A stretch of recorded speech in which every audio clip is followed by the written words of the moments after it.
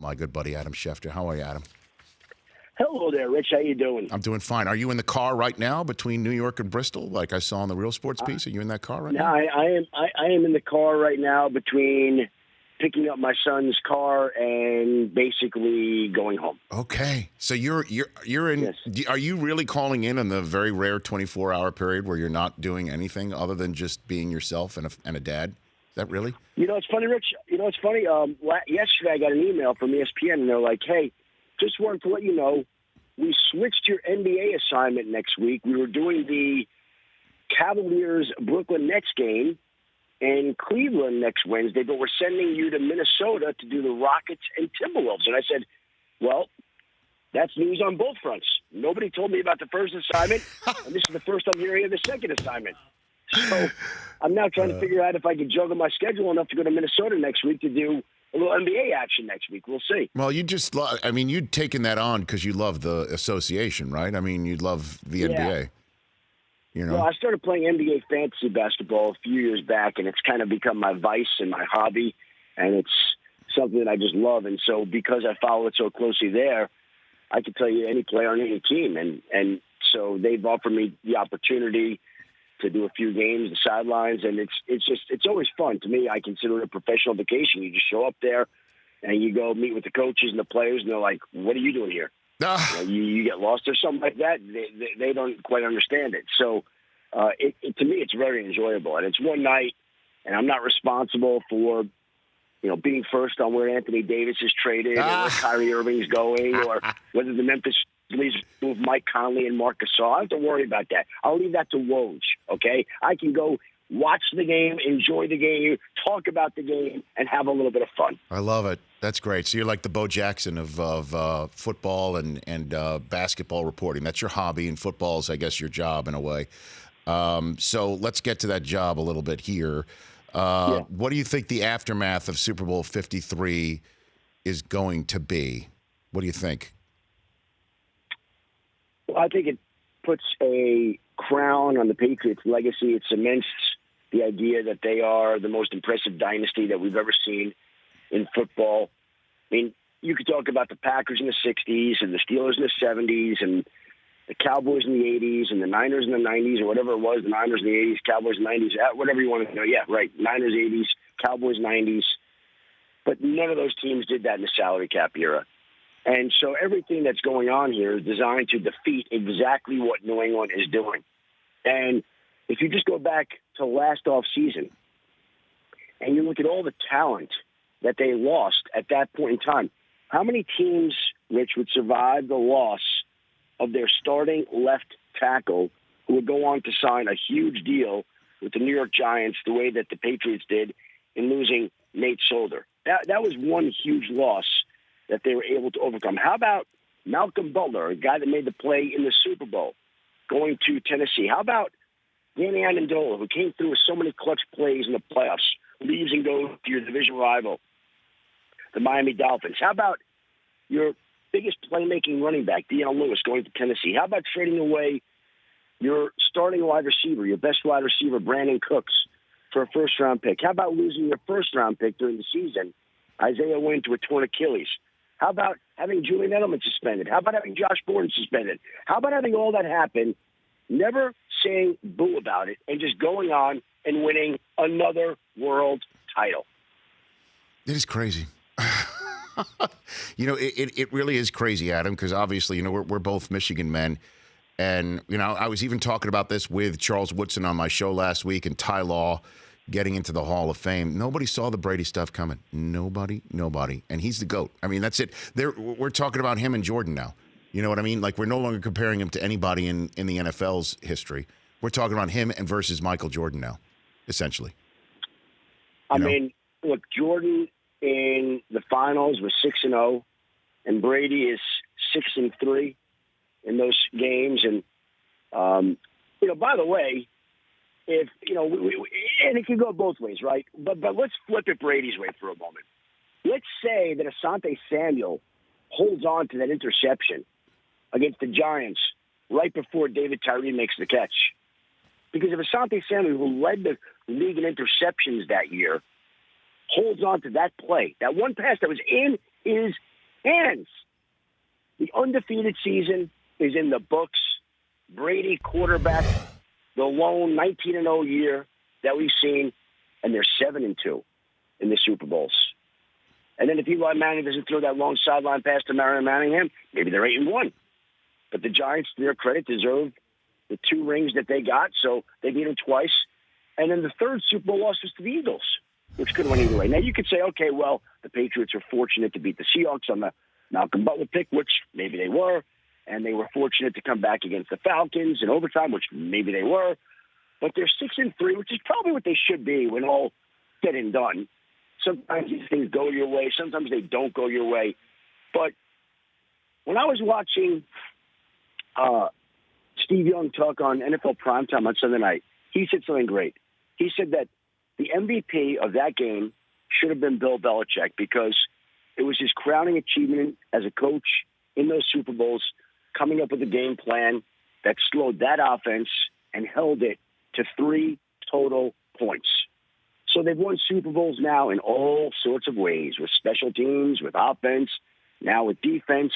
And they did this in a way that you never would think that an offense coached by Sean McVay with that many weapons could go and score 3 points.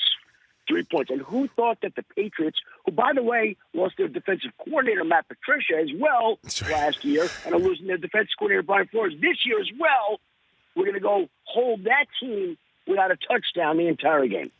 It's amazing. Adam Schefter here on the Rich Eisen Show. So what is, when I say the aftermath as well, the copycat that comes out of here? Everybody wants a piece of whoever wins it all. Yeah.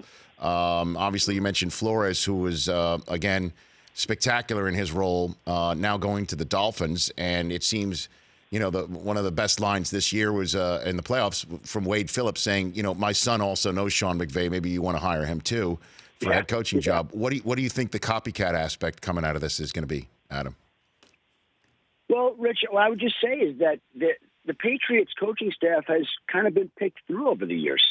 And I still believe that Josh McDaniels would be a great head coach. And this year he interviewed with the Green Bay Packers, and I thought a lot of people thought, including me, that he might wind up with that job, and they went with Matt LaFleur instead. So, I mean, everybody wants a piece of the Patriot way, but nobody has been able to duplicate it. They've gone and hired all sorts of coaches out of there. Romeo Crennel and Charlie Weiss and Josh McDaniels at one point in time, and Matt Patricia. And we could just think of all the coaches they've hired. Nobody's been able to do what Bill Belichick has been able to do there in Foxborough.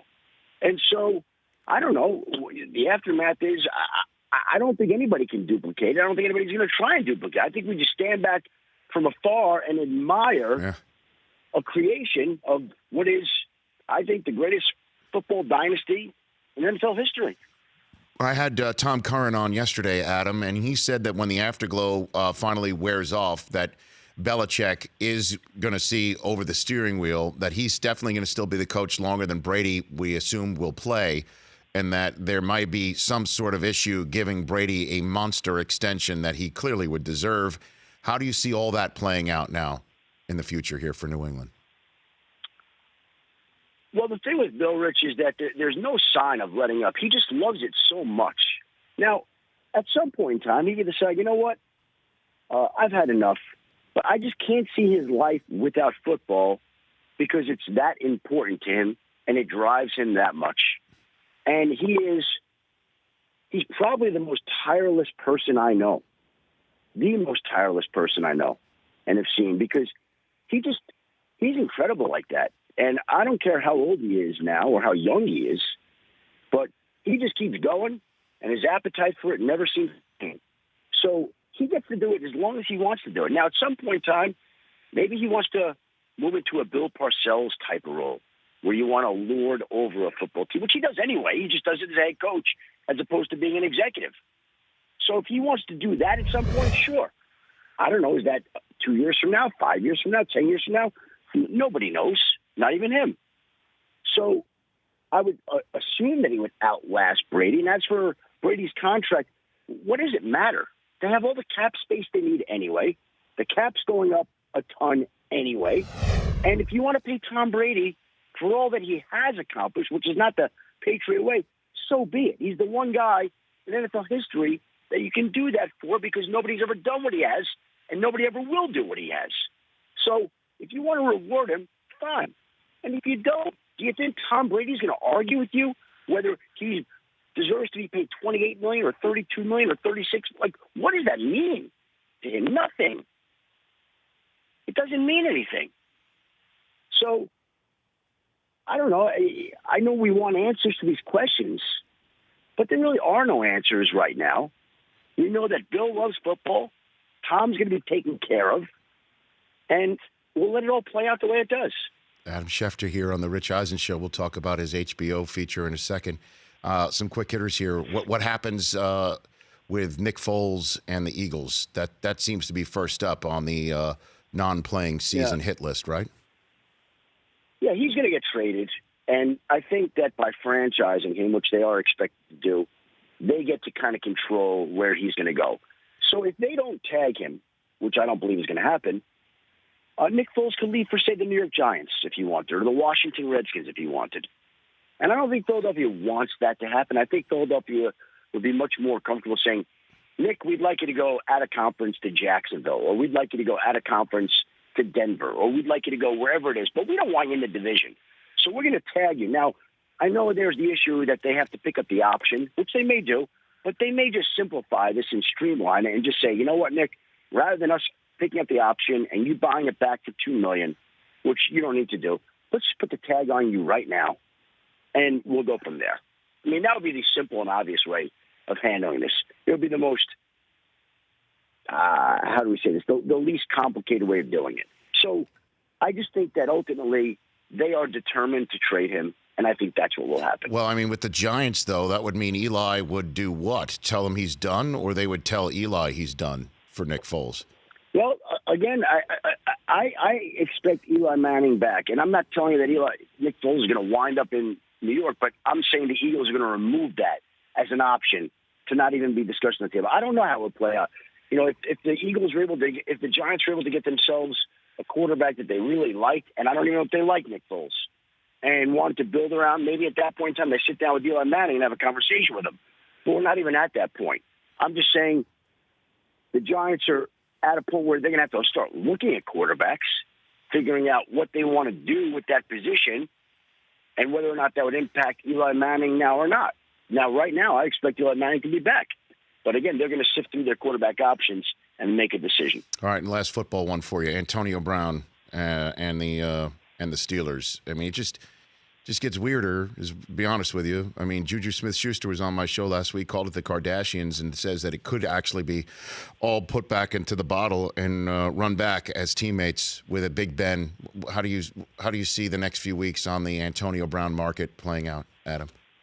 I think he wants to be traded. I think they're going to have to trade him, and I think that'll be one of the central storylines of the offseason, where he goes, because I think that relationship has just run its course in Pittsburgh for everybody's sake. I think they'd like to move on from him. I think he'd like to move on from them. And I think that they're best off trying to figure out a way to make it happen. Now, there are some teams I think that will ultimately be interested. I'm not so sure that San Francisco is the logical destination that people have painted it out to be, but we'll see. So, again, Antonio Brown, I believe Rich will wind up getting traded. Okay. Let's talk about this Real Sports piece. It's lovely, Adam, and I don't throw that word around too much. It is lovely. It captures you perfectly about how hard you work and how hard you had worked. I was in closest to you, or just around you in proximity in the years when you were working so hard at the NFL Network, and but your personal life, you didn't have somebody in your life, and then you met your wife, a 9/11 widow, who you've written about her late husband in this beautiful memoir, The Man I Never Met. And John Frankel, the reporter who reported on this, also married a 9/11 widow. And the conversation you had was just beautiful, Adam. And I'm wondering, is that part of the reason why you sat down? Would you have sat down even with another reporter? Just you knew John and you share so much in common. Well, Rich, it's a good question. What happened was, to be honest with you, they reached out to me about a month ago. I was not expecting it. I was kind of surprised. Mm-hmm. And one of the producers there, Chapman Down, sent me an email, hey, any interest in talking to us about your situation? I said, sure, if you're interested. Now, again, he said, I think we're going to have either Brian Gumble or John Franco do it. Now, Brian, as you know, we all work together Yes. at NFL Network. So I honestly was thrilled. And I happen to love real sports. I sincerely mean that. I'm not just saying that. Like, that's one of the few shows that I love watching on TV.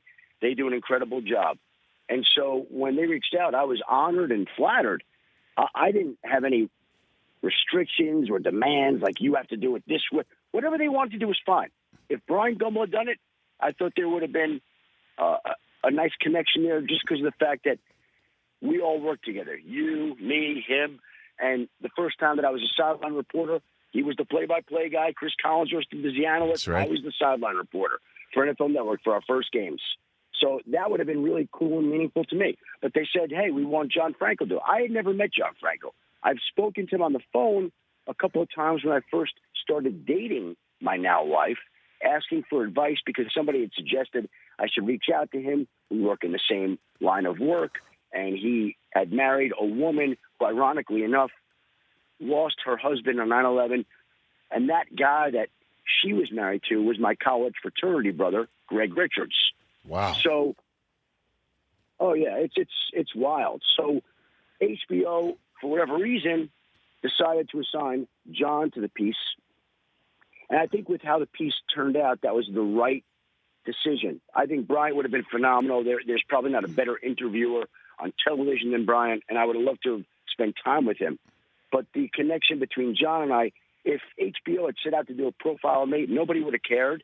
There really wouldn't have been much of a story. But because of that bond and connection, I thought it brought the story to a different level, and it was something that people were not expecting, and it made it different. It sure did. So, yeah, that's why the story, I think they did it. Like I said, if they're just going to do a story on an NFL reporter, there are a lot of people they could do that story on. Yeah. But because of that connection between John and I, it made that story unique. Yeah, and then where you reached out to him for information on what it's like, I guess, to date and potentially wed a 9/11 widow, that was really moving as well. You really did do that, huh, back in the day? Oh, yeah, 100%. Basically, when I first met my wife, which would have been in July of 2006, it was very daunting and almost intimidating to think that you're meeting a woman who lost her husband on 9/11, who has a child, and I had dated different women in different situations over the years, but I had never dated anybody in that type of situation. And because of that, again, I just thought, well, I'd like to be prepared for this if there's any way I could prepare for it. And somebody had suggested I reach out to John Frank. I don't remember who that was, but somebody gave me his number. I called him. I'm sure he was like, who's this guy calling me for advice on how, dating a 9/11 widow? But I just wanted to know what it was like, if there's anything he could say about it, if there's any do's and don'ts that he'd recommend. And we spoke at that time, if I remember correctly, 10, 15 minutes. That was it. And the first time I ever met John Franco was when he walked into ESPN about 3 weeks ago. No kidding. To conduct an interview with me Wow. for the Real Sports piece. And I'd never met him in person until then. It's a great piece. It really, really is. And then I just loved seeing the video of you back on on NFL Network back in the day, man. And I just assumed you didn't. Rich, it's funny. Rich, it's funny. They said, do you have any story that you're particularly proud of from your time on NFL Network that you'd like to get on it? I said, you know what? I couldn't think of anything. And then about 2 days later, I called up one of the guys, Daniel Licky, that was gathering together some of the video for the piece. And I said, you know what? You need to go get this story from about 2 weeks before. You're going to love this, Rich.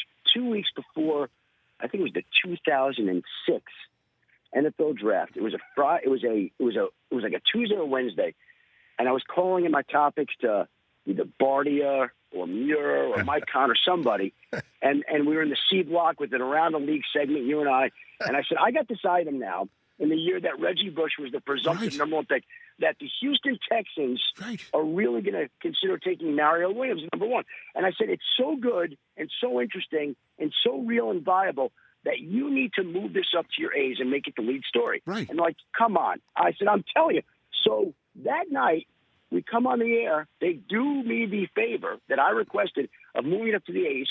I come on with you.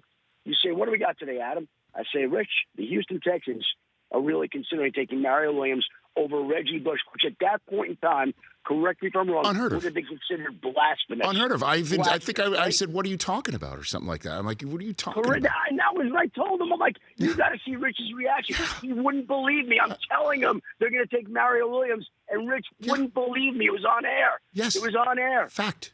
I told them to get that clip, and they didn't get that clip, unfortunately, because I still would. You know what? If you could get the guys to get that, I would love to see that and rewatch that right now. Yeah, I mean, you could have sent them in my direction. I would have told them about the time, obviously, where you were the false rumor mongerer for Al Davis, saying that in all caps press release that you were wrong about Art Shell being fired no matter what at the end of the season. That was true. And then and then the first night we went on the air on Thanksgiving night, your scoop that no matter what Jake Plummer was going to do, that Mike Shanahan was going to turn to Jay Cutler, and Pat Bowlen, now in the Pro Football Hall of Fame, came and found me in the Kansas City Arrowhead parking lot saying, where's Adam Schefter? And I never asked you this, so I might as well finish the interview following this up. Did Pat Bowlen ever find you that night in Thanksgiving? You know what? First of all, let me say congratulations to the Bowlen family. Yes. Because I love that family. I know you love him. And Pat, I love him. He was he and I spent so much time in his office talking about life and football and his team. And I'll tell you a great story one year. This is also a great story. They were playing the Falcons in the Super Bowl. And so it was Mike Shanahan against Dan Reeves. And Pat gives me this big interview. And so he says, hey, Dan was the best thing that ever happened to this franchise. And so I was transcribing the tape, and I went back up to his office, and I said, hey, you sure you want me to say this, that Dan Reeves was the best thing that ever happened to your franchise? And he goes, I said that? I said, yeah, you did say that. He goes, oh, no, I can't have that, because it would have been like him taking a shot at Mike Shanahan as own head coach. So I kind of saved him, but he looked out for me so many different times, and I love that guy. And he never found me after that, but he knew. I don't say this with any – he knew a lot of times like that, Rich, I would know things that he was going to find out. And so that's just sort of what happened that time. And he was always gracious. He was never upset about anything he ever reported, ever. He never once got mad at anything.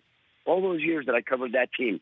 And that's why I love that man and his family so much. I bet. I know you got to go. So, again, we know you didn't send Real Sports my way because you were afraid that I'd get the tape of you singing "Meet the Flintstones" at a karaoke at the Pro Bowl would get out there. You didn't want that in the piece. Yeah, there was a lot of stuff that I could have seen there, right? that I would like to have done. You're the best, Adam. You are the best, man. Thanks for the time. It didn't happen. So are you, Rich. I appreciate it. Love you, pal. I know. Bluebeards in a few weeks. You okay. and I, right? Yep, I'll see you at the Combine. That's our annual dinner. Done. We'll be having dinner. Okay, bud. See you soon. That's Adam Schefter. The Rich Eisen Show, weekdays at noon Eastern on Audience.